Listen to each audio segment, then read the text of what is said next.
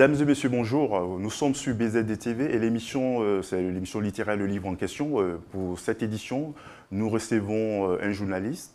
Il est éditorialiste sur la chaîne BZDTV. Nous le recevons aujourd'hui en tant qu'auteur. Il se nomme Jean-Jacques Seymour. Jean-Jacques Seymour, bonjour. Bonjour. Voilà, donc Jean-Jacques Seymour est avec nous. C'est un plaisir pour nous de vous avoir. Vous êtes donc un monument dans l'univers journalistique. Vous exagérez. De la antillaise, bien sûr. Donc vous êtes diplômé de l'Institut d'études politiques de Toulouse, journaliste éditorialiste. Donc Jean-Jacques Seymour est un homme de radio et de télévision spécialisé dans les dossiers de la Caraïbe. Région dont il a suivi le processus de décolonisation sur ces 20 dernières années. Vous validez plus ou moins ce que je dis? Non, c'est la réalité. Voilà, il est l'auteur de plusieurs ouvrages consacrés à cette même région et a été conseiller de l'ancien Premier ministre Dominique Oliver Séraphine, qui était l'ancien Premier ministre de la Dominique. De la Dominique. Voilà, ok. Et donc, vous avez aussi publié un ouvrage consacré à Hugo Chavez, Une obsession nommée Hugo, l'ancien président du Venezuela, que vous connaissiez personnellement. Vers demain, un livre sur l'argent destiné aux enfants, au sujet du crédit social, le dernier voyage, histoire familière d'une immigration forcée. Jean-Jacques Seymour a également participé aux États généraux de l'Hexagone, où il a été désigné rapporteur de la commission d'intégration de l'outre-mer dans son environnement. Voici en quelques mots votre présentation par votre auteur. Mais avant tout propos, nous allons vous laisser lire un petit extrait de la 4e de couverture de votre livre, tel que l'a présenté votre éditeur. Oui, voilà. Je parle bien sûr de l'odyssée de la médecine cubaine, puisque vous savez que Cuba a fait de la médecine l'une de ses priorités depuis les années 50, avec un médecin aujourd'hui pour 148 habitants, ce qui est quelque chose d'absolument extraordinaire. On aura l'occasion de en parler, mais ce sont des chiffres qui sont donnés par l'OMS, l'Organisation mondiale de la santé. Et Cuba est aujourd'hui la nation au monde la mieux pourvue en ce domaine, alors que par exemple dans l'Hexagone, en France, on parle de déserts médicaux. Là-bas, on en est loin. Et vous verrez aussi dans ce livre, étape par étape, comment Cuba a réussi à se doter de médecins qualifiés et surtout en grand nombre, grâce notamment à des investissements dans la médecine, dans la recherche et à une politique forte pour favoriser justement les études de médecine. Alors, l'île est beaucoup plus connue, bien sûr, vous en doutez, pour sa salsa que pour sa médecine, mais ce livre va vous dévoiler comment on en est arrivé là. Ok, merci Jean-Jacques Seymour. Et donc, votre livre a été édité par Owen Edition Publishing. Owen Publishing. Et donc, votre livre aussi est préfacé par Dr Marie-Antoinette Séjean. Alors, pouvez-vous nous présenter cette personne? Le docteur Marie-Antoinette Séjean est d'abord un médecin généraliste qui est d'origine martiniquaise, tout simplement, et qui s'est aussi intéressé à ces questions, à ces pathologies qui touchent les gens dans la région des Caraïbes. Et c'est tout naturellement qu'elle a voulu préfacer ce livre pour donner elle aussi son avis sur ce que j'écrivais. Parce que finalement, elle et moi, elle praticienne, moi journaliste, nous nous rejoignons sur un grand nombre de points et sur un secteur qui n'avait jamais été étudié par les gens et en tout cas dont les conclusions médicinales n'avaient jamais été livrées. Avant tout, j'essaie de présenter le livre. Voilà, c'est ce livre. Cuba, l'Odyssée médicale de Jean-Jacques Seymour, et chez Owen Publishing, préfacé par Marie-Antoinette Séjean. Alors, comment vous est venue l'idée d'écrire sur Cuba, particulièrement parce que c'est vrai que vous avez écrit d'autres livres sur d'autres sujets de la région. Oui, mais j'écris généralement sur la région. Vous avez rappelé très justement tout à l'heure que j'avais été le conseiller d'Oliver Séraphine, ancien Premier ministre. L'ami personnel aussi d'Hugo Chavez.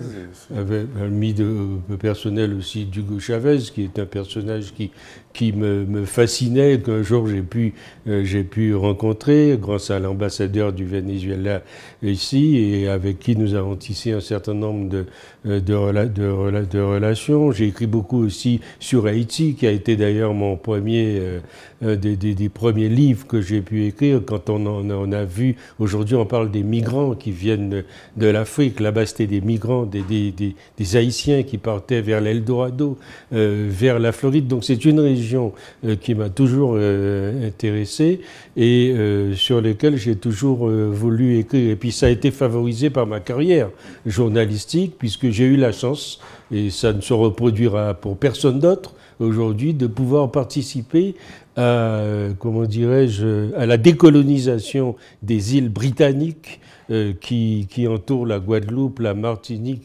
etc. Et donc tout ceci forge une certaine expérience. Donc c'est tout naturellement aussi que je me suis porté vers Cuba, leader des non-alignés à l'époque, qui fascinait tous les jeunes que nous étions à l'époque. J'ai pas eu la chance de rencontrer Castro, mais j'ai eu la chance d'aller dans son pays et de voir un peu comment les choses se passaient. Et il y a quelque chose qui est absolument fascinant lorsqu'on arrive là-bas, c'est bien sûr la salsa, vous l'avez rappelé, ce sont les cigares, c'est le rhum, etc. Mais ce sont aussi des choses sérieuses, deux secteurs importants, celui de la santé et celui de l'éducation.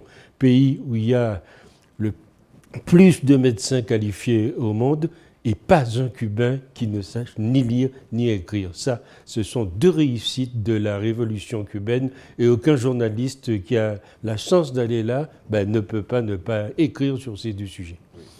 Par contre, après lecture de votre livre, par moments aussi, on peut se demander est-ce que c'est pas un peu exagéré? Parce que par exemple, à la page 73, vous parlez du traitement miracle contre l'amputation des diabétiques.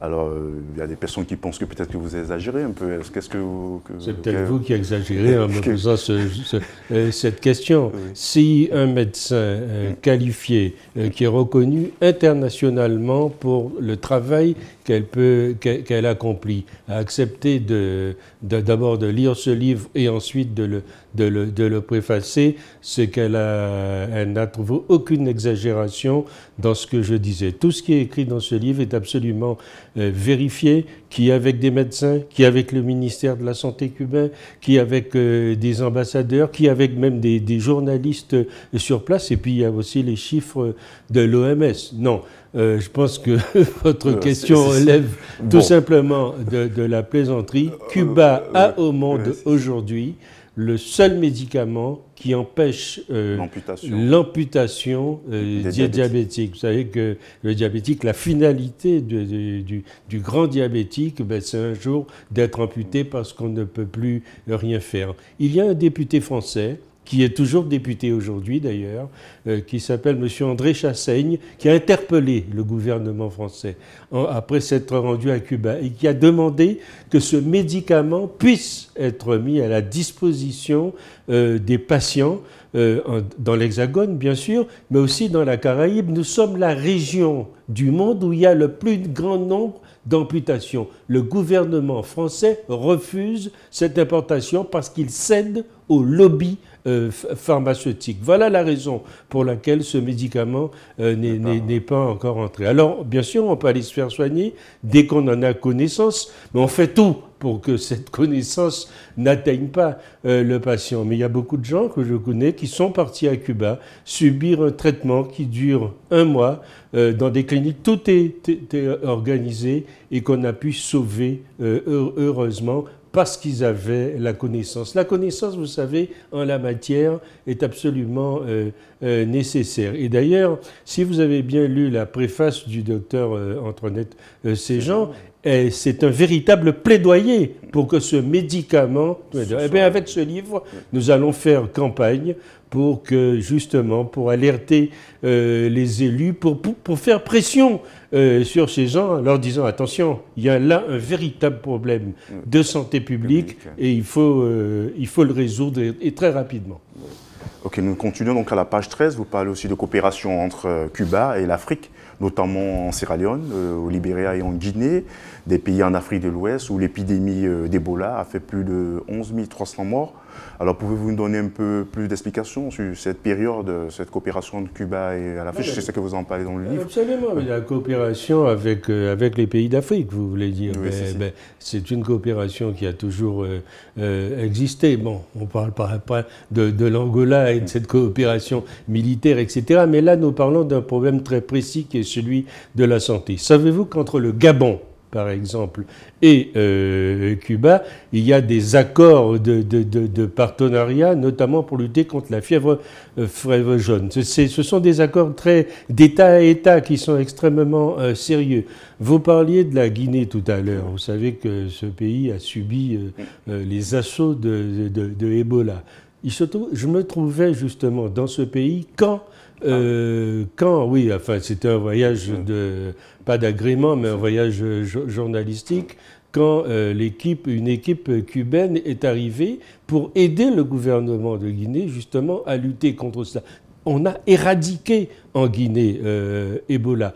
Et on peut citer d'autres exemples de par le monde où Cuba, des brigades cubaines, les fameuses brigades Uber Reeves, sont allés sur place parce que chaque fois qu'il y a quelque chose d'important qui se passe sur le plan de la santé publique, des bataillons, parce que c'est de véritables bataillons de médecins, se rendent sur les lieux, comme ce fut le cas par exemple en 2010 lorsqu'il y a eu ce fameux tremblement de terre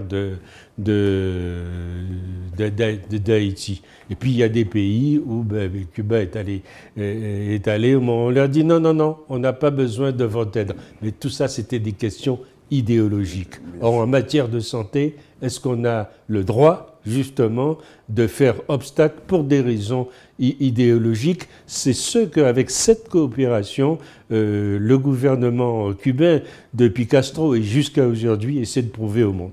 Ok.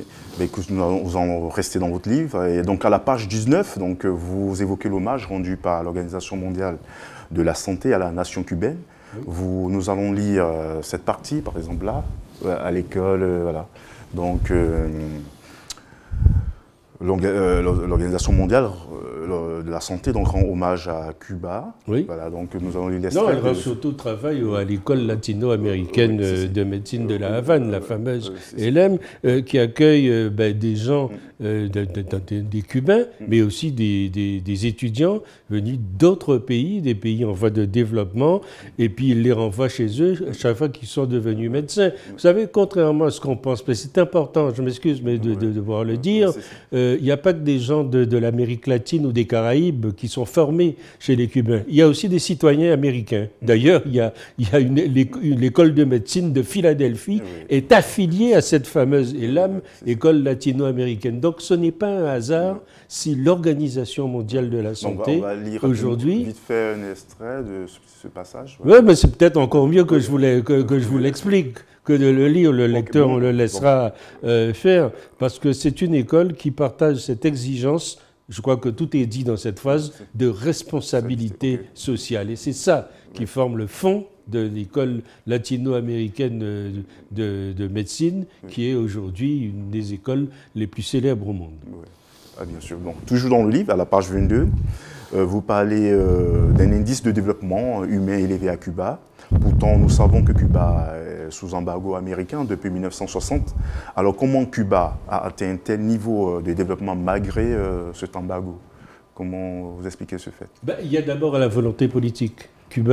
Castro a décrété qu'étant dans un enfermement, il fallait en sortir. Et en sortant, je vous l'ai expliqué tout à l'heure en disant deux choses. Un, qu'il faut que la santé le secteur de la santé soit développé. Donc, quand on a décrété ça et qu'on fait de la politique, on met les moyens qu'il faut pour le faire. Donc, il a mis les moyens, des moyens absolument colossaux dans la connaissance des étudiants, pour le développement des écoles, pour le développement même des secteurs de médecins. J'ai cité tout à l'heure un chiffre, un médecin pour 146 habitants, allez trouver ça dans dans le petit secteur où nous sommes aujourd'hui. Donc c'est tout ça. Et puis on investit dans la recherche fondamentale. Mais pour le faire, ça, il faut qu'une autorité politique ait décrété que si on a 1000 à mettre dedans, on va mettre les 1000.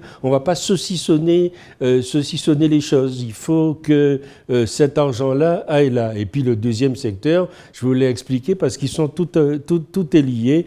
C'est aussi l'éducation et tout ça, ça fait partie.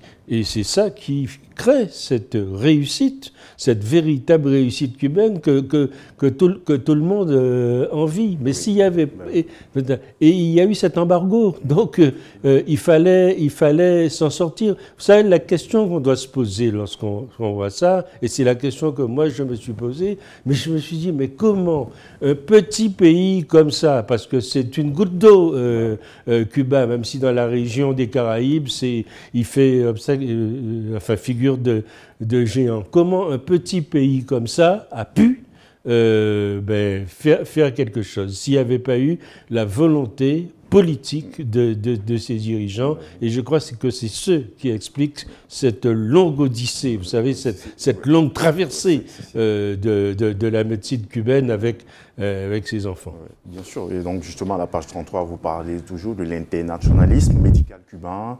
Voilà. À la page 41 aussi, il est question de coopération de Cuba et Venezuela.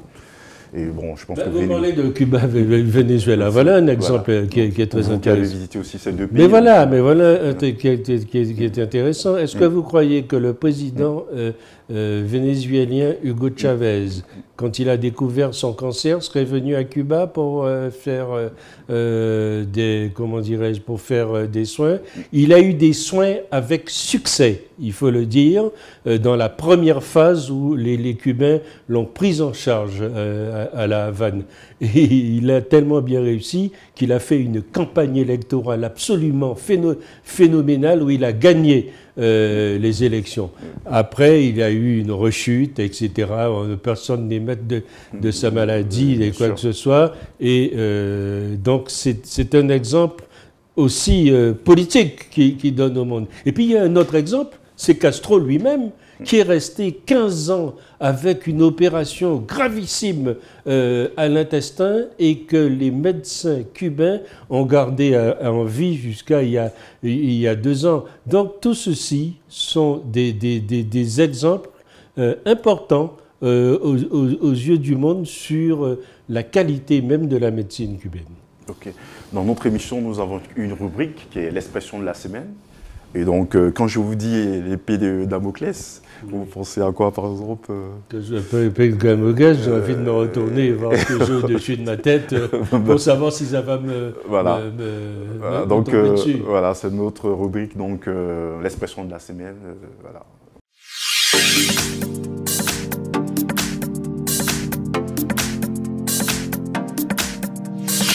Je vais vous laisser nous lire en quelques lignes l'explication de cette façon. À me couper le cou, c'est ça? Oui, rapidement là. Et puis après, je lirai la suite vers la fin, juste en bas de la feuille. Ah oui, vous voulez. Oui. L'expression de la semaine. Oui, qui était Damoclès. Oui, c'est bon, vous nous lisez rapidement l'explication qui est donnée de l'expression. Damoclès était un courtisan de Denis l'Ancien, tyran de Syracuse. Ce dernier, sans cesse sous la surveillance de nombreux gardes à l'intérieur de son château, vivait dans la crainte et trouva des courtisans chargés de le flatter et de le rassurer. Donc Damoclès, donc, comme vous dites, maître d'Orphèbe à la cour, nécessaire de louer donc, le monarque à propos de la grandeur de son pouvoir, des richesses qu'il possédait, de sa condition que n'importe quel homme lui envierait. Le tyran tenta de lui faire comprendre que sa vie était loin d'être si agréable qu'il le pensait, mais Damoclès n'en crut pas un mot. C'est pourquoi il proposa donc à ce dernier de le laisser prendre sa place le temps d'une journée pour le laisser juger de la situation des monarques en toute connaissance de cause. Denis offrit donc à l'Orphèbe donc tout ce qu'il désirait et l'invita à un banquet au cours duquel Damoclès croyait être donc comblé par la fortune, avant d'apercevoir qu'une épée était donc au-dessus de sa tête que le tyran avait donc suspendu par un clin et qu'il avait arraché à la queue de son cheval. L'épée pouvant se détacher à tout moment, l'Orphèbe comprit que sa vie ne tenait plus qu'à un fil et eut ainsi bien du mal à profiter de la fin du banquet la menace de cette mort imminente lui ayant fait oublier toutes les richesses qu'on lui offrait. Bon, voilà, vous avez plus ou moins expliqué un peu l'expression, donc avoir un danger permanent qui pèse donc sur nous, l'expression l'épée de Damoclès. Oui, on en a tous les jours, bah oui. Malheureusement. Bon, peut-être, on pourrait peut-être faire une similitude avec Cuba pendant toutes ces années d'embargo. C'était pas une forme d'épée de Damoclès aussi qui pesait sur l'île? Non, mais Cuba a toujours, avec cet embargo qui n'est, malgré les efforts de Barack Obama, Cuba a certes aujourd'hui une certaine ouverture, mais on l'a vu très vite, avec 2 mois après l'arrivée de Donald Trump, qui remet en question un certain nombre de choses.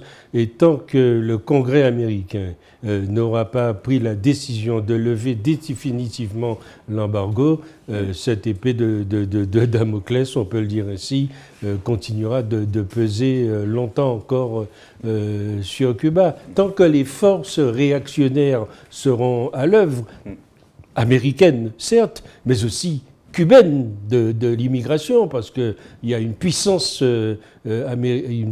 cubaine de l'immigration qui est incroyable, en Floride notamment. Hein, ce sont eux qui font et défont un peu les choses. Et bien, tant que tout ceci ne sera pas remis dans l'ordre, cette épée continuera sur Cuba, bien entendu.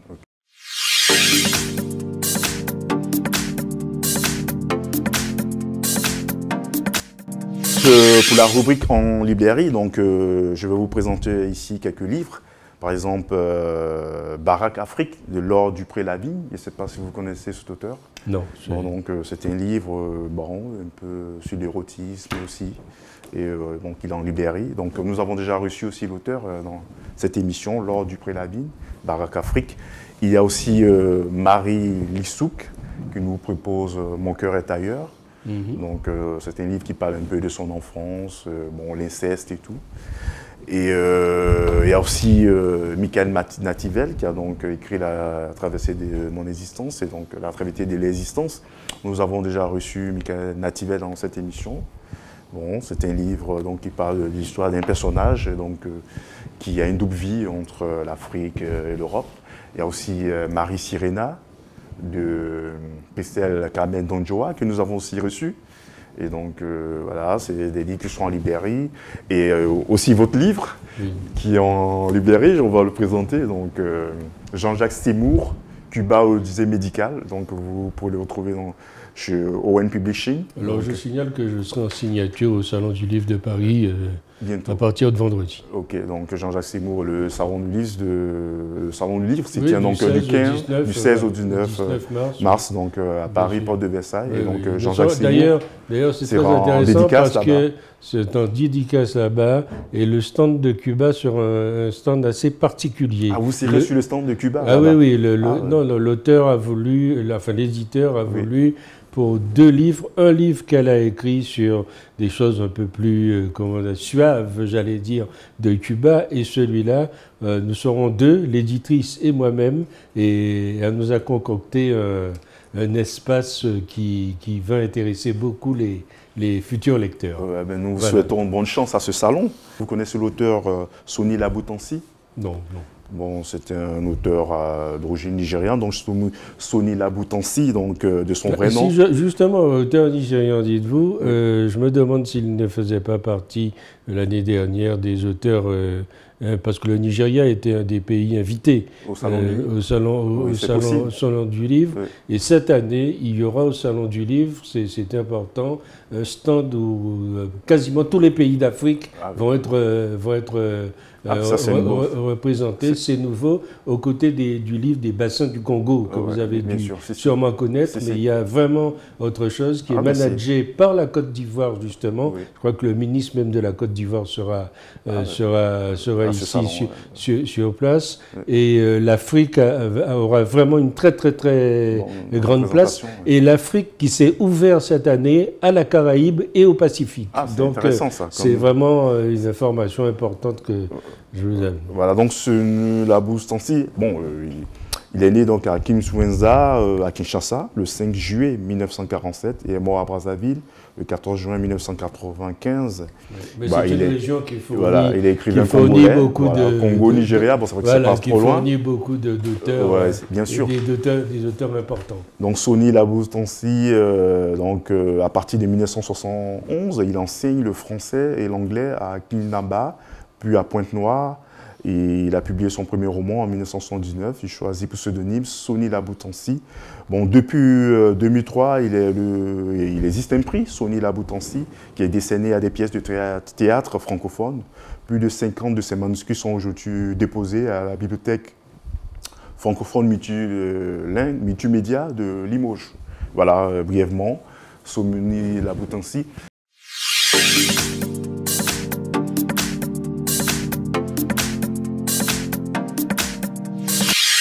Donc nous arrivons donc à notre rubrique En Libérie. Et donc dans cette rubrique, donc, notre invité partage avec nous un livre qui l'a marqué. Alors M. Jean-Jacques Seymour, est-ce que vous avez un livre qui vous a marqué dans vos différentes lectures?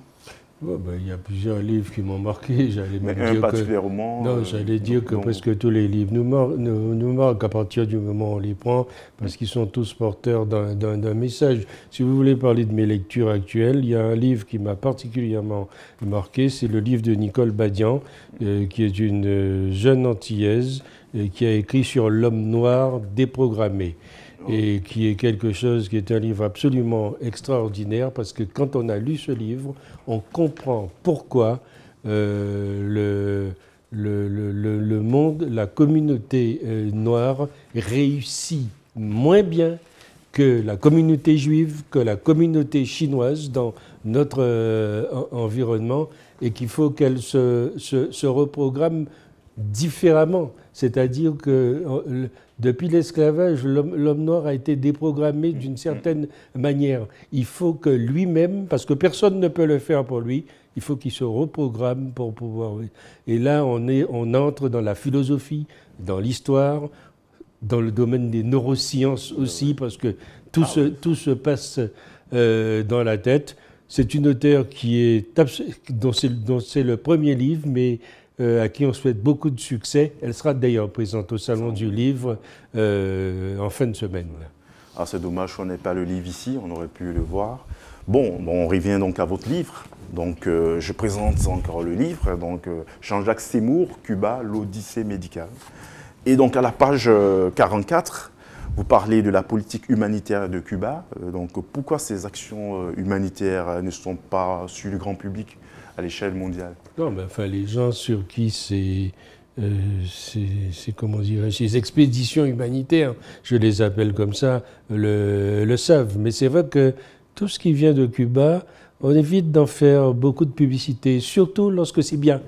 Lorsque c'est mal, on va vous dire qu'il y a tant de prisonniers politiques à Cuba, tant de ceci, etc. Mais quand il y a quelque chose de bien qui est fait, on évite d'en parler. Donc ceci explique cela, et c'est la réponse tout de suite à votre question. Ben oui. Ok, donc une autre question. Donc à la page 45, vous allez nous lire, par exemple, les propos de Nelson Mandela, je vois à la page 45 du livre. Je cette page, voilà, à la page 45, je crois Nelson Mandela, qui était en visite à Cuba, je pense. Donc, vous allez nous lire extrait de ce discours de Nelson Mandela, qui était en visite à Cuba. Non, mais il a juste dit ceci: nous venons ici avec un sentiment de reconnaissance pour l'immense dette que nous avons contractée envers le peuple cubain. Vous n'ignorez pas que lorsque Nelson Mandela est emprisonné, Cuba a été un des pays leaders, justement, pour soutenir la libération de Cuba. Et à ce propos, d'ailleurs, je vais dire quelque chose. Lorsque il passe à Cuba, là, à ce matin, c'est le dernier voyage pratiquement que Nelson Mandela. C'est le voyage d'adieu qu'il fait. Il vient à la rencontre du peuple cubain, mais aussi du peuple jamaïcain. Il avait d'ailleurs commencé son voyage par la Jamaïque. Il l'a terminé par l'île de Sainte-Lucie. Il est venu remercier tous les pays qui pendant sa captivité, était venu le machin. Et moi, je l'avais rencontré à ce moment-là avec le Premier ministre de Sainte-Lucie, à Sainte-Lucie, où on était un certain nombre pour venir saluer ce grand homme. Une poignée de main qui dure quelques secondes, avec lui. mais qui vous laisse à terre, parce que Nelson Mandela, c'était même physiquement un géant, déjà. Voilà. Ah ouais, c'est aussi tout ça aussi le métier du journaliste, Oui. Qui arrive à vivre de grands moments aussi parfois. Voilà. Voilà. Et donc à la page 50, vous affirmez qu'en 2005, le président américain George Walker Bush a rejeté l'offre de Cuba d'envoyer 1500 médecins cubains pour secourir les victimes de l'ouragan Katrina. Comment expliquez-vous ce refus par les autorités américaines de l'aide humanitaire cubaine? Mais je l'ai déjà expliqué tout à l'heure. Oui. C'est juste une question idéologique. Oui. C'est tout. Non pas que les gens de Louisiane n'avaient pas besoin de cette aide. Cuba est allé là-bas dans un esprit de coopération, d'humanisme et d'humanité. Et il se fait rejeter par un monsieur à qui le Congrès dit « Oh là là, surtout pas Cuba ». Parce que permettre aux leaders cubains d'envoyer des gens dans ce pays, ça serait presque considéré comme une invasion ou quelque chose de ce genre. Donc, des réactionnaires style Bush ne pouvaient pas accepter ça. Je pense que si à l'époque il y avait eu un président comme Obama, peut-être que les choses se seraient passées différemment. Peut-être aussi que s'il y avait eu un type comme Bill Clinton à la présidence des États-Unis, peut-être que les choses se passaient. Mais avec le clan Bush, la famille Bush, comment voulez-vous qu'il en soit autrement? Et vous croyez qu'un type comme Trump aujourd'hui aurait accepté une telle chose aussi? Je ne pense pas. Et donc, je tiens à préciser que dans ce livre, il y a pas mal de graphiques aussi, de tableaux, où vous dressez des statistiques et tout ça. Oui, comment bien sûr, il faut bien s'appuyer sur des choses pour pouvoir faire donc, il y a eu quand même une démarche de recherche. Faire des démonstrations. Oui, mais le travail de l'essayiste aussi est un travail de recherche. Hein. Vous savez, moi, je sors. Et ça a été facile. Moi, je sors de l'université. Ma formation, c'est ça aussi, c'est aller faire de la recherche. Hein. Donc, c'est ça que c'est ce que je mets en travaux pratiques, bien sûr. Tout simplement. Et je pense que le travail est réussi, parce que Cuba le disait médical, il y a beaucoup d'informations dans ce livre. Oui. Et bon, je l'ai lu, j'ai découvert pas mal de choses que moi je ne savais pas. Si mon auditrice l'a accepté, le manuscrit, c'est qu'elle y a trouvé un intérêt. Et depuis que le livre est sorti, donc on a une promotion qui est absolument progressive. On verra comment les choses vont continuer. Et donc justement, est-ce que la population cubaine a pu lire votre livre? Non, parce qu'il n'est pas encore traduit. Il n'est pas encore traduit, mais j'ai deux, trois amis cubaines ici qui commencent à se charger de la sa lecture. On n'en est pas encore à la traduction. Ça, c'est quelque chose qui se fait par étapes. D'autant que il y a des choses médicales, etc. Et tout. Mais il sera traduit en espagnol. C'est un des désirs de l'éditeur. Et donc, on peut s'attendre bientôt à une session de dédicace sur l'île. Oui, non, mais ça c'est quelque chose qui vient après. Assurons déjà notre promotion ici. C'est ça qui est le plus important pour le moment. Bon, n'empêche, dans votre livre, à la page 111, vous mettez aussi en exergue la crise du système sanitaire cubain. Oui. Voilà, parce que bon, je pense que tout n'est pas aussi rose. Je crois qu'il y a aussi un côté un peu critique. Il faut être honnête, que lorsqu'on fait un travail comme celui-ci, il faut être honnête. Et il y a toute médaille à son revers. Et ce que Cuba a fait, ce que le gouvernement cubain a fait, est bien. Et pour l'instant, on ne peut pas y toucher. N'empêche que le monde bouge, les choses bougent. On a vu avec l'embargo qui est toujours inexistant. et il faut que, est-ce que ce qui est gratuit aujourd'hui le sera encore demain? Pour l'instant, c'est la famille Castro qui dirige. Raoul, l'actuel président, ne sera plus là au mois d'avril. Enfin, je veux dire, il ne sera plus aux commandes du pays, même si il va garder la présidence du parti communiste, parce que tout aussi passe par là. Mais est-ce que son successeur, qui est un fidéliste de la première heure et qui est pourtant un jeune qui aura que 56 ans, va pouvoir continuer à assurer à la population ces soins qui sont gratuits pour l'instant, pour la population cubaine, je dis bien, ben ça, ce sont des menaces et des interrogations que nous sommes en droit de nous poser pour la suite des événements. Ok, donc vous êtes, je pense, désormais écrivain confirmé, hein, oui, je crois que vous êtes à 2 ou 3 ou 4e livre. Je ne suis pas écrivain, je suis essayiste, ce qui est pour moi autre chose. Un écrivain, vous en avez cité un ou deux là. Et tout ce que vous avez écrit sont des essais, Oui, non, je suis essayiste, je suis journaliste et essayiste. Hein, je ne suis pas un écrivain au sens où on l'entend, où demain on va me donner un Goncourt. Mais on ne peut pas. Ou un Nobel. Non, c'est. On ne peut pas donc déjà faire un petit bilan de votre parcours littéraire en tant que... Non, mais mon parcours littéraire... déjà, vous êtes journaliste, mais donc dans le côté littéraire. Non, c'est-à-dire que moi, je m'intéresse... J'ai couvert un certain nombre d'événements géopolitiques qui m'intéressent. J'ai une région qui m'intéresse. Et personne ne s'intéresse à cette région. Pourtant, il se passe des choses extraordinaires. Donc, Cuba est un domaine, Haïti est un domaine, le Venezuela est un domaine, l'Amérique latine est un domaine. Bon, quel Français de France, comme on dit, va écrire sur ces choses-là? C'est pas leur intérêt. Leur intérêt, c'est de faire des papiers sur X, Y, qui sera président, qui sera vice-président, qui sera ministre de ceci, etc.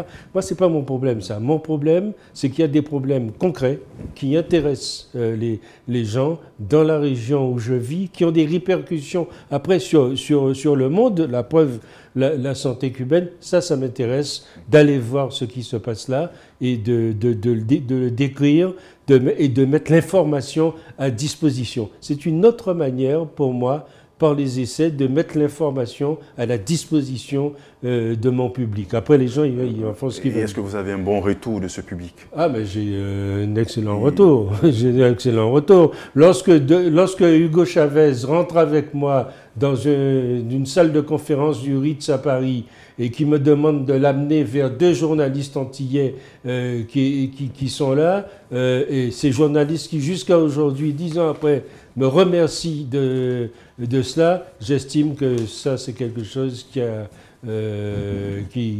nous a tous marqué et qui a marqué le président Chavez lui-même. Donc, j'ai toujours des retours qui viennent. Il y a déjà beaucoup de retours aussi sur ce livre, parce que les gens découvrent, comme vous peut-être, des choses que on ne leur dit pas, qu'on leur cache même quelquefois. Vous croyez que c'est sérieux qu'on cache que l'Eberprot va empêcher l'amputation de quelqu'un s'il va là-bas? Bon, peut-être que ça, on ne le dit pas parce qu'on pense que ça va coûter très cher à la sécurité sociale, ce qui n'est absolument pas le cas. Vous avez dû vous rendre compte que la médecine cubaine fait aussi de la médecine touristique et vous permet d'aller là-bas. Oui, avec des kits. Avec des kits complets. D'ailleurs, je les mets là afin que nul n'en ignore. Ouais. Et quelquefois, peut-être que si vous voulez sauver un parent ou un ami, etc., on met tous un peu les mains à la poche pour l'aider à payer son voyage et peut-être qu'on aura sauvé une vie. Si un essai, ça sert à ça, eh bien, je dis oui, je continue en ce sens. Donc, en tant que journaliste, éditorialiste, essayiste, quel est donc votre prochain défi en tant qu'essayiste? Pour l'instant, pour l'instant, je reste sur... Vous concentrez sur... Non, pourquoi je suis centré? Parce que il faut dire aux gens qu'il y a autre chose, qu'il y a il ne s'agit pas d'opposer une médecine à une autre, parce que la médecine, elle est ce qu'elle est, mais de leur dire qu'il y a des choses qui se font ailleurs qu'en France de par le monde, que vous pouvez y avoir accès. Et il y a des choses dans nos régions, singulièrement où nous vivons, des maladies que l'on peut soigner parce qu'on est à 2 heures ou à 3 heures, voire tout au plus à 4 heures d'avion, et il faut leur apporter cette information pour qu'ils puissent aller là-bas, au lieu de venir traverser ce que j'appelle le syndrome du Boeing, où on quitte, dès qu'on a une maladie, allez hop, c'est à Paris, où quelquefois les gens viennent mourir, viennent se mettre dans des mouroirs, etc. Eh bien, c'est toutes ces observations-là que je consigne dedans en disant il y a peut-être aussi autre chose. Et c'est pour ça que moi j'écris aujourd'hui encore. Bien sûr. Voilà. Et donc après le salon de livre, il y aura quoi? Il y aura d'autres manifestations que nous sommes en train de voir avec nos auditeurs. Il y aura vraisemblablement une présentation du livre très officiellement en présence de l'ambassadeur de Cuba en France. Nous ferons quelque chose à la Maison de l'Amérique latine où nous pourrons répondre aux questions et réponses des gens qui nous feront l'honneur de venir et l'amitié de venir là ce soir. Ok, ben, tenez-nous au courant. Bien sûr. Et BZDTV sera là-bas et vous suivra pour relayer l'information. Vous êtes toujours avec nous. Et donc, on vous dit merci Jean-Jacques Zemmour, notre émission. Jean-Jacques Zemmour. Donc, notre émission va tirer à sa fin et donc, vous allez respecter le rituel, la dédicace de votre livre. Donc, avec le stylo de la maison. Oui, avec le stylo de la maison, bien sûr, couleur rouge. Donc, à BZDTV, au staff, voilà, une petite dédicace à tout le staff. Si possible, vous pouvez nous dire brièvement ce que vous laissez comme message. C'est toujours bon à savoir pour nos téléspectateurs. Donc l'émission littéraire, donc le livre en question, nous sommes avec Jean-Jacques Zemmour, l'émission tire bientôt à sa fin, et donc l'auteur en train de nous faire une dédicace du livre, l'Odyssée médicale de Cuba, l'Odyssée médicale, donc Jean-Jacques Zemmour, journaliste, éditorialiste, essayiste. Voilà, il va nous dire rapidement ce qu'il a écrit. C'est BZDTV et à son équipe, Cuba, l'Odyssée médicale, c'est la réponse pacifique de Cuba au monde. Ok, mais Jean-Jacques Zemmour. Merci Jean-Jacques Zemmour. Et ce fut vraiment un plaisir de vous avoir avec nous. On s'est dit au revoir et à très bientôt. À bientôt. Sur BZDTV. Mais sur BZDTV, c'est ce que je crois.